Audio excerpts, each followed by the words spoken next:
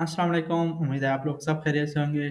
आज हमारा lecture Amazon PPC के हवाले से है कि पिछले लेक्चर में हम सीख चुके हैं कि अमेज़न पे पीपीसी क्या होती है, इसकी कितनी टाइप्स हैं और ये कब यूज़ करनी है और अमेज़न मैनुअल जो ऑटोमेटिक टारगेटिंग है, उसको किस तरह हमने प्रोडक्ट को यानी कि मैनुअल टारगेटिंग में हम किस तरह यानी कि ऑटोमेटिक टारगेटिंग में हमने किस तरह कैंपेन लॉन्च करनी है, ठीक है?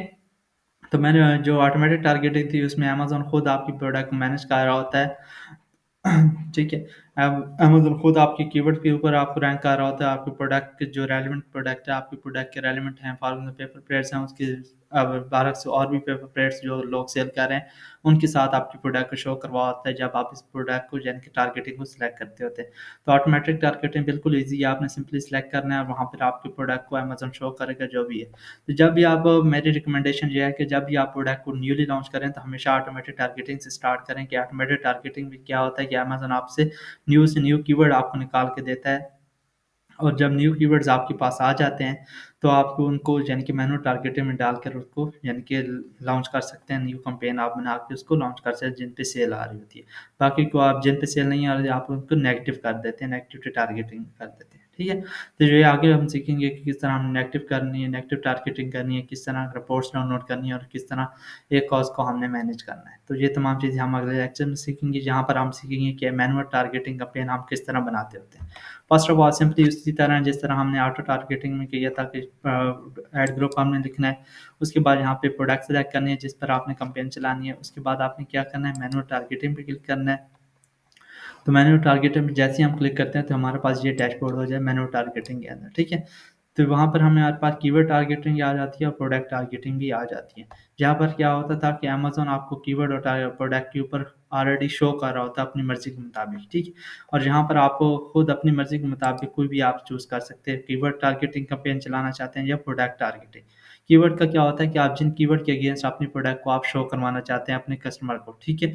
उसके बाद अगर प्रोडक्ट में आप कहना चाहें कि फॉर एग्ज़ाम्पल मैं इस डिटेल पेज पर अपनी प्रोडक्ट को शो करवाना चाहता हूँ, तो यहाँ पर मैं इसको टारगेट करूँगा, इसके एसएन को हम टारगेट करेंगे, तो यहाँ पर हमारी जब भी कोई भी कस्टमर आके इस प्रोडक्ट को ओपन करेगा, तो हमारी प्रोडक्ट भी नीचे इसके साथ शो होगी, तो यहाँ पर इसको हम कहते हैं प्रोडक्ट टारगेटिंग, ठीक है? तो इस तरह इस प्रोडक्ट डिटेल पे जब भी ओपन होगा, तो यहाँ पर आपकी प्रोडक्ट भी साथ इसके शो होगी। तो इस तरह हम कहते होते हैं कि ये प्रोडक्ट टारगेटिंग है और कीवर्ड टारगेटिंग होती है कि कोई भी आके अगर कीवर्ड वो सर्च करते हैं फॉर एग्ज़ाम्पल पेपर ग्लास के अगेंस्ट ये की प्रोडक्ट शो हो रही है, तो यहाँ पर आपकी प्रोडक्ट भी शो हो रही होगी अगर आपने इस कीवर्ड को टारगेट किया हुआ है पैम्पस ग्रास को, तो आपकी प्रोडक्ट भी इनके साथ ही शो होगी आपके फर्स्ट पेज के। जितनी आपकी बिड होगी ज़्यादा होगी उतनी बिड आपको फर्स्ट पेज ज़्यादा मिलेगा और आपके व्यूज़ भी ज़्यादा आएँगे, क्लिक्स भी ज़्यादा आएँगे और आपकी सेल्स भी ज़्यादा आएगी। अगर आपके यानी कि जो डिटेल पेज बना हुआ है वो अच्छा है, तो वो तमाम चीज़ें आपके कस्टमर लाइक करेगा। उसके बाद क्या होता है फॉर एग्ज़ाम्पल मैं कीवर्ड टारगेटेड कैंपेन लॉन्च करना चाहता हूँ, तो वहाँ पर मैं क्या करूँगा कि अपनी मर्ज़ी के कीवर्ड हमने ढूँढने हैं। कीवर्ड में क्या होता है ब्रॉड होता है, फ्रेज़ होता है, एग्ज़ैक्ट मैच होता है। 3 टाइप्स होती हैं। ब्रॉड में क्या होता है कि आपने एक कीवर्ड टारगेट किया फॉर एग्ज़ाम्पल पेपर प्लेट्स, ठीक है? कोई सर्च करता है 4 इंचेस पेपर प्लेट्स प तो वहाँ पर भी आपकी प्रोडक्ट शो होगी। उसको कहता है ब्लैक पेपर प्लेट्स कहता है, तो वहाँ पर भी आपकी प्रोडक्ट को शो करेगा। तो आपका जो रेलेवेंट होगा कि ब्लैक प्लेट्स कहता है, तो वहाँ पर भी आपकी कीवर्ड जो आपने पुट किया तो वहाँ पर भी आपके प्रोडक्ट को शो करेगा।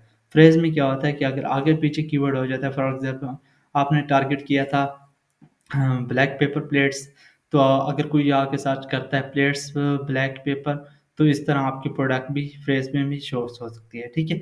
अगर आपने एग्ज़ैक्ट एक ही कीवर्ड सा यानी कि टारगेट किया पेपर प्लेट्स, अगर कस्टमर आके सर्च करता है पेपर प्लेट्स, तो आपका एग्ज़ैक्ट में आपका प्रोडक्ट को यानी कि शो होगी, आपकी प्रोडक्ट भी वहाँ पर शो होगी जब भी आपके एग्ज़ैक्ट में आप लॉन्च कर रहे हो। तो इसको हम डिटेल में हम जैसे देखते हैं फॉर एग्ज़ाम्पल अगर आपने मैनुअल टारगेटिंग सेलेक्ट की है, उसके बाद आपने कीवर्ड टारगेटिंग सेलेक्ट की है, तो आपने क्या किया फॉर एग्ज़ाम्पल आप इन दोनों पर नहीं चलाना चाहते, एग्ज़ैक्ट पे चलाना चाहते हैं, जो आपने कीवर्ड रिसर्च की होगी, जिस तरह हम लिस्टिंग बना रहे होते हैं और वहाँ पे कीवर्ड रिसर्च करते हैं, तो इसको टारगेटिंग करते वक़्त भी हमने कीवर्ड रिसर्च करनी है प्रॉपर, ठीक है? कि किसके ऊपर आपने शो करवानी है और किसके ऊपर नहीं करवानी। जहाँ पर अमेज़न आपको सजेशन दे रहा होगा अगर आपकी प्रोडक्ट यहाँ पे ऑलरेडी एक्टिव होगी, तो जहाँ पर आपको अमेज़न उसके रेलेवेंट जो निकाल के कीवर्ड जो आपने पुट किए होंगे, उसके रेलेवेंट जो कीवर्ड आ रहे होंगे, यहाँ पर अमेज़न आपको सजेस्ट कर रहा है। लेकिन आप अपनी मर्ज़ी से जो आप करेंगे तो जहाँ पर वो यानी कि लिस्ट आप बनाएँगे, वो लिस्ट जहाँ पर पुट करेंगे, जो भी कीवर्ड होंगे, वो जहाँ पे लिस्ट पुट करेंगे और उसके बाद उनके यानी कि बिट को एडजस्ट करेंगे कि जिस तरह आपने बिट लगाने हैं, फॉर एग्ज़ाम्पल 0.75, 0.63, 50 जितनी भी आपने बिट रखनी है, वो उन पे रखेंगे, ठीक है? तो जितनी बिट रखेंगे उतने आपकी यानी कि ज़्यादा यूज़ होंगे। तो फॉर एग्ज़ाम्पल एक कीवर्ड है एग्ज़ैक्ट के अंदर मैं पुट करना चाहता हूँ। मैं इन तीनों की एग्ज़ाम्पल आपको दे देता हूँ एग्ज़ैक्ट की। अगर आपने एग्ज़ैक्ट में टारगेट करनी है, तो आपकी प्रोडक्ट किस तरह शो होगी। पेपर प्लेट्स, ठीक है? फॉर एग्ज़ाम्पल आपने इसको चेक किया और पेपर प्लेट्स को आपने टारगेट कर लिया, ऐड कीवर्ड में पुट कर लिया, ठीक है? यहाँ पर वो कह रहा है 0.8 कीवर्ड, ठीक है? इस तरह आपने टारगेट किया तो ये आपका एग्ज़ैक्ट में हो गया, ठीक है? अगर कस्टमर आके सर्च करता है पेपर प्लेट, ठीक है? एसबी उसने नहीं लिखा, पेपर प्लेट लिखा है सिंपली, ठीक है? तो आपका प्रोडक्ट का वो प्रोडक्ट आपकी इस कीवर्ड के अगेंस्ट शो होगी फर्स्ट पेज के ऊपर, ठीक है? जितनी आपने बिल्ड लगाई होगी, ठीक? उसके बाद अगर वो पेपर प्लेट्स पूरा सर्च करता है तब भी आपकी प्रोडक्ट वहाँ पे शो होगी, ठीक है? अगर वो सर्च करता है कि पेपर प्लेट्स के अलावा कोई और कीवर्ड सर्च करता है, वहाँ पर आपको प्रोडक्ट को शो नहीं होगी, ठीक है? सिर्फ़ पेपर प्लेट्स पे सर्च होगी, पेपर प्लेट्स पे सर्च होगी। ये दोनों कीवर्ड पे आपकी प्रोडक्ट को एग्ज़ैक्ट के अंदर शो होगी, ठीक है? फॉर एग्ज़ाम्पल मैं एग्ज़ैक्ट इसको नहीं सिलेक्ट करता, कुछ मैं सिलेक्ट करता हूँ यहाँ पर आके फ्रेज़ में कहता हूँ। फ्रेज़ में मैं लिखता हूँ पेपर प्लेट्स, ठीक है? अगर मैं ये लिखता हूँ, तो यहाँ पर क्या होगा हमारे प्रोडक्ट फ्रेज़ में चली गई है। अब क्या होगा, अब कस्टमर क्या करेगा, पेपर प्लेट्स को सर्च करेगा, ठीक है? सिंपली पेपर प्लेट्स को सर्च किया तो तब उसकी भी यानी कि पेपर प्लेट्स को सर्च किया तो तब भी उसकी प्रोडक्ट शो होगी, ठीक है? अगर उसने सर्च किया paper plate, simple paper plate सिर्फ़ सर्च किया तब भी शो होगी। अगर वो लिखता है ब्लैक पेपर प्लेट्स तब भी उसकी प्रोडक्ट को शो होगी क्योंकि वो फ्रेज़ है, ठीक है? उसके आगे-पीछे भी कोई भी कीवर्ड हो सकता है, तो उस तरह आपकी प्रोडक्ट यहाँ पर भी शो होगी। तो अगर वो कोई भी और कीवर्ड सर्च करता है, फॉर एग्ज़ाम्पल वो सर्च करता है प्लेट्स पेपर सर्च करता है, तब भी आपकी प्रोडक्ट अमेज़न शो करवाएगा वहाँ पर फर्स्ट पेज के ऊपर। कस्टमर चाहे पहले लिख के, आखिर लिख के, उसका ऑर्डर डिफरेंट हो सकता है कि यानी टेक्स्ट का ऑर्डर जो आपका कीवर्ड है उसका ऑर्डर डिफरेंट हो सकता है। फॉर एग्ज़ाम्पल प्लेट्स पहले लिख लिया है कस्टमर ने और पेपर बाद में लिखा है, तब भी आपको फ्रेज़ में प्रोडक्ट को शो होगी, ठीक है? इस चीज़ की आप क्लियर हो जाएगी। फॉर एग्ज़ाम्पल अब हम ब्रॉड में अगर आप कैंपेन उस कीवर्ड की चलाना चाहते हैं, पेपर प्लेट्स डिस्पोजेबल, ये इसका एक कीवर्ड है फॉर एग्जांपल दिस, ये कीवर्ड है, ठीक है? या क्रिसमस पेपर प्लेट डिस्पोजेबल या कोई भी यहाँ हो गया ना, ये एक कीवर्ड है। तो मैं इसको क्या करता हूँ, ये इसको टारगेट करता हूँ ब्रॉड के अंदर, ठीक है? ब्रॉड के अंदर टारगेट किया। अब कस्टमर क्या करता है, कस्टमर सर्च करता है 14 इंचेस पेपर प्लेट डिस्पोजेबल, ठीक है? अगर वो सिंपली सर्च करता है paper 14 inches paper plate search करता है तभी हमारी प्रोडक्ट अमेज़न शो करेगा इसके ऊपर, अगर हम ब्रॉड में टारगेट करें। ब्रॉड में होता है कि वो यानी कि एक ब्रॉड एक एरिया के ज़रिए वो आपकी प्रोडक्ट को सर्च करवा देता है। सिंपली वो सर्च करता है 14 इंचेस प्लेट्स, ठीक है? कस्टमर आके सर्च करता है सिंपली 14 इंचेस प्लेट, ना पेपर लिखा, ना डिस्पोजेबल लिखा, सिंपली लिखा 14 इंचेस प्लेट, तो वहाँ पर भी आपकी प्रोडक्ट को अमेज़न शो करवाएगा ब्रॉड के अंदर, ठीक है? फ्रेज़ के अंदर क्या होता है कि यहाँ पर लिखा हुआ है सिंपली फॉर एग्ज़ाम्पल हमने फ्रेज़ में इसको सर्च किया है तो कस्टमर जहाँ पे डिस्पोजेबल फर्स्ट में लिख ले, पेपर दरमियान में लिखे, प्लेट्स आखिर में लिखे, तब भी आपकी फ्रेज़ में शो होगी। अगर वो प्लेट्स पहले लिख लेता है, पेपर बाद में लिख लेता है, डिस्पोजेबल आखिर में लिख लेता है, तब भी फ्रेज़ में आपकी शो होगी। अगर आपने इसको एग्ज़ैक्ट में डायरेक्ट टारगेट किया और पेपर प्लेट डिस्पोजेबल, अगर कस्टमर आपके ये सिंपली सेम यही सर्च करेगा तो तब भी शो होगी, वरना नहीं शो होगी एग्ज़ैक्ट के अंदर, ठीक है?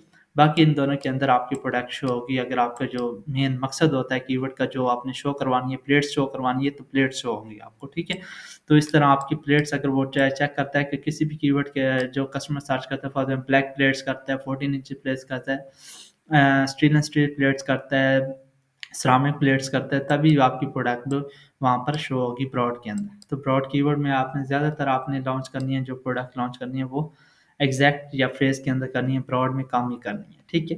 तो आपने क्या यहाँ पे मैनुअल में आना है फर्स्ट, ठीक है? मैनुअल टारगेटिंग सेलेक्ट करनी है, उसके बाद मैनुअल के बाद कीवर्ड टारगेटिंग अगर करनी है, तो कीवर्ड टारगेटिंग के अंदर आपने यहाँ पे लिस्ट लिखनी है और वहाँ पे लिस्ट लिखने के बाद जहाँ पर आप सिलेक्ट करेंगे अपने जो भी आपने जो दोनों पे आप अलग-अलग भी कैंपेन इनकी बना सकते हैं, एग्ज़ैक्ट की अलग बना लें, फ्रेज़ की अलग बना लें, ब्रॉड की अलग बना लें। सिंपली प्रोसेस सेम ही होगा, एक बना लेंगे तो ऐड ग्रुप आप अलग-अलग बना लेंगे इनके तो इस तरह आपने अभी मेरे पास प्रोडक्ट नहीं है वरना मैं आपको बना देता।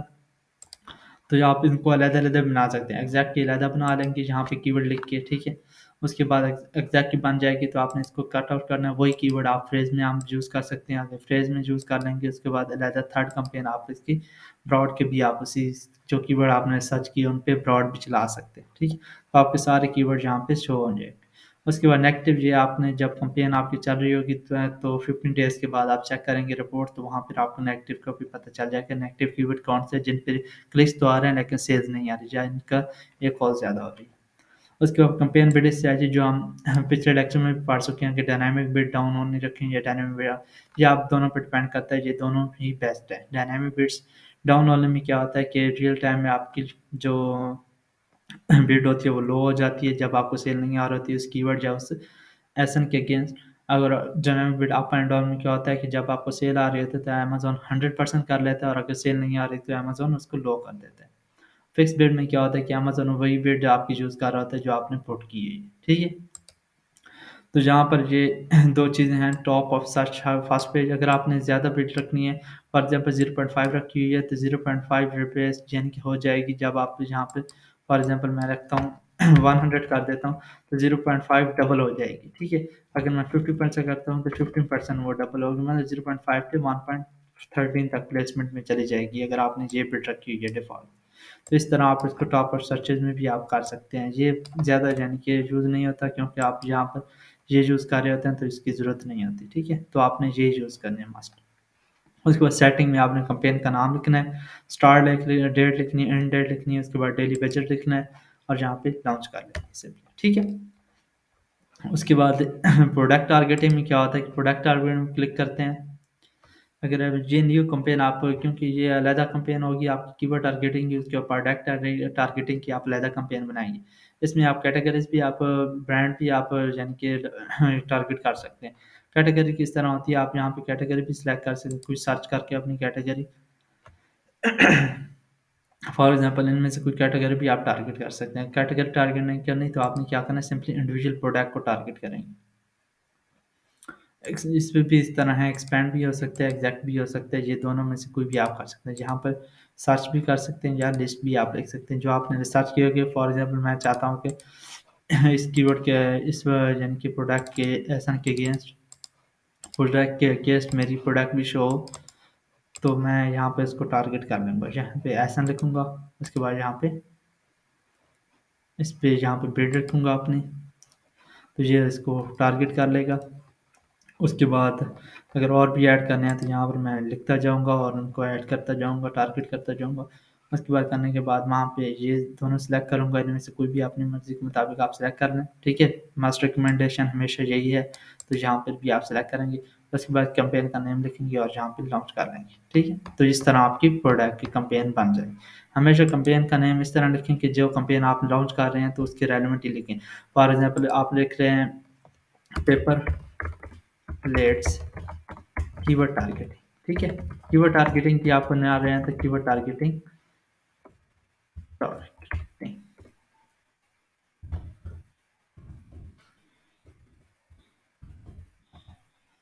कीवर्ड टारगेटिंग जो है, ठीक है? ऐड ग्रुप नेम और कंपेन नेम सेम ही रख सकते हैं आप इसको कॉपी करेंगे ये कंपेन नेम आ जाएगा, ठीक है? उसके बाद एंड डेट उसके बाद अगर आप चाहते हैं कि दूसरी आप प्रोडक्ट टारगेटिंग करेंगे तो आप यहाँ पे कीवर्ड टारगेटिंग को आप कट करके प्रोडक्ट टारगेटिंग लिखेंगे ताकि आपको याद रहे कि ये कौन सी कंपेन हमारी चल रही है जिस पे सेल्स भी आ रही है कंपेन वो फिर आप जब रिपोर्ट डाउनलोड करते हैं तो तब आपको कन्फ्यूजन नहीं होगी कि कंपेन के नेम से ही आप उनको पहचान सकेंगे कि क्या ये कौन सी कंपेन का डेटा है तो इस तरह आप कंपेन का नेम भी अच्छी तरह यानी कि याद करके लिखें जो भी कंपेन लॉन्च कर रहे हैं उसके रेलिवेंट ही उसका कंपेन का नेम बनाएं ठीक है ऑटोमेटिक कर रहे हैं तो ऑटोमेटिक को जहाँ पे लिखेंगे तो ऑटोमेटिक हो जाएगा तो उम्मीद है इस यानी कि पूरे लेक्चर की आपको समझ आ गई कि किस तरह आपने कंपेन को बनाना है ठीक है तो सर्चेज वगैरह जो हैं वो भी उसी तरह होगी जिस तरह कीवर्ड रिसर्च का हमने टॉपिक किया था कि कीवर्ड किस तरह रिसर्च किए जाते हैं तो सिंपली जिस तरह लिस्टिंग के लिए कीवर्ड रिसर्च की जाती है तो पीपीसी के लिए भी आपने उसी तरह कीवर्ड रिसर्च करनी है आपने जिन पर रैंक होना है तो उन कीवर्ड को आपने टारगेट करना है और उन पर पीपीसी और सेल्स आपकी आएगी ठीक है तो अगर कोई भी क्वेश्चन हो पीपीसी के हवाले से शुरू से लेकर लास्ट में तो आप मुझसे पूछ सकते हैं। बाकी मैं थोड़ा-सा आपको ब्रीफ बता दूँ एक कॉज़ के हवाले से। एक कॉज़ होती है आपकी एडवर्टाइज़िंग कॉस्ट ऑफ सेल, ठीक है? उसका क्या होता है कि आप जब भी आपके प्रोडक्ट के ऊपर सेल्स आ रही होती हैं, फॉर एग्ज़ाम्पल आपको 5 क्लिक पड़े हैं और आपकी सेल यानी कि फॉर एग्ज़ाम्पल 5 क्लिक पे आपको यानी कि $8 आपके चार्ज हुए हैं 5 क्लिक के ऊपर और आपका जो प्रॉफ़िट है वो कम है, मतलब कि $2 प्रॉफ़िट है, तो आपको एक कॉस्ट सबसे ज़्यादा होगी। जितनी एक कॉस्ट कम होगी उतना आपका प्रॉफ़िट ज़्यादा होगा, ठीक है? इस तरह होती है कि हमेशा टारगेटिंग एक कॉज़ आपकी जो प्रॉफ़िट होता है हर प्रोडक्ट में से फॉर एग्ज़ाम्पल आपका प्रॉफ़िट है 30% है, ठीक है? ये 1 यूनिट आपका सेल होता है, तो आपको 30% प्रॉफ़िट बचता है। तो आपने हमेशा एक कॉज़ उस 30% से कम रखनी है ताकि आपको प्रॉफ़िट उस यानी कि पीपीसी से भी आ रहा होगा, ठीक है?